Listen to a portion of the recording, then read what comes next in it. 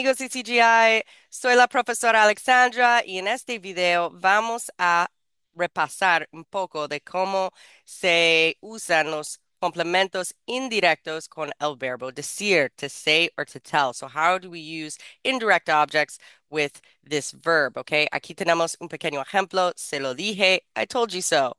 Vamos a ver primero una pequeña conversación entre dos hermanos sobre acción de gracias, ¿ok? La hermana dice, ¿vas a llegar a la casa para acción de gracias, cierto? Y el hermano le contesta, sí, tengo vacaciones, por fin. ¿Les dijiste a mamá y papá que ibas a venir? Le dije a papá, pero mamá no sabe. ¿Pero por qué no le dijiste? Es una sorpresa, por eso no pienso decírselo todavía. Tengo una mala noticia. Se lo dije. Lo siento, la próxima vez no me digas nada. Ok, muy bien. Vamos a analizar, pero primero tenemos que ver estos pronombres, the pronouns that we use to replace the complementos indirectos en la frase. So, me, me, te, you. Le could be him, her, or you for usted. Nos, us. Les, them, or for ustedes, y'all. Ok, muy bien. ¿Por qué estamos analizando el verbo decir? Bueno, porque el verbo decir frecuentemente usa complementos indirectos. ¿Por qué?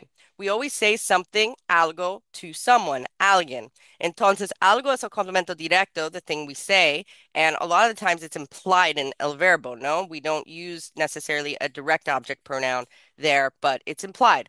Alguien es el complemento indirecto to whom we say it, okay? So just like in English, we're saying I told him, I told her. To tell is frecuentemente se usa con un complemento indirecto, ¿ok? Vamos a ver los ejemplos de la conversación.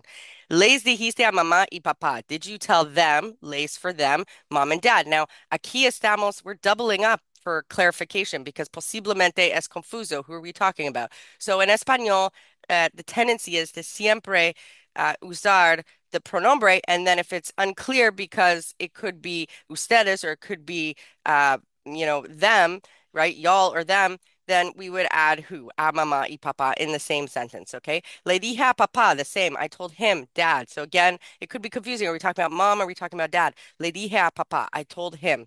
Le dijiste, did you tell her? Now here we're not doubling up because it's clear in the conversation we're talking about mom.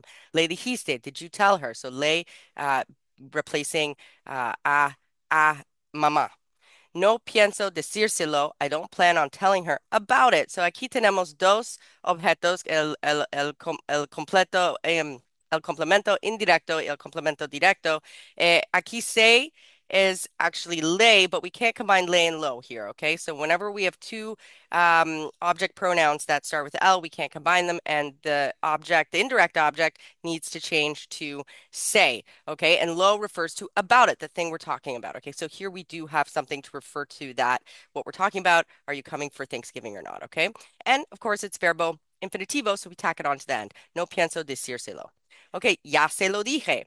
I told her about it already. Okay, again, say referring to her because we're replacing it with say. We're not using lay because we can't use lay lo dije. And then lo referring to about it. Okay, no me digas nada. Don't tell me anything. So aquí me referring to me. Don't tell me anything. And digas is the command form of decir.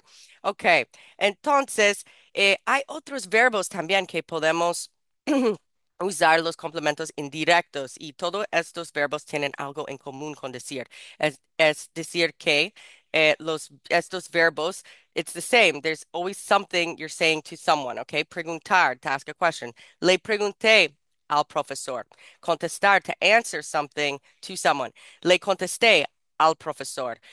Contar, which is a synonym for to tell, for decir, so also means to tell. Le conté a mi amiga.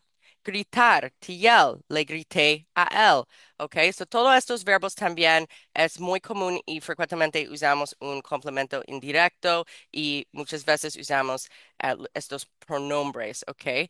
Muy bien. If this video piqued your interest and you thought it was very interesting, but you want to learn more, how does this all work? Los complementos directos, indirectos, los dobles. Entonces, you should join one of our Spanish workshops. Every year we host series of these workshops to deep dive into topics like this one. It's hosted by Leslie and otra compañera mía, otra profesora de español con Common Ground.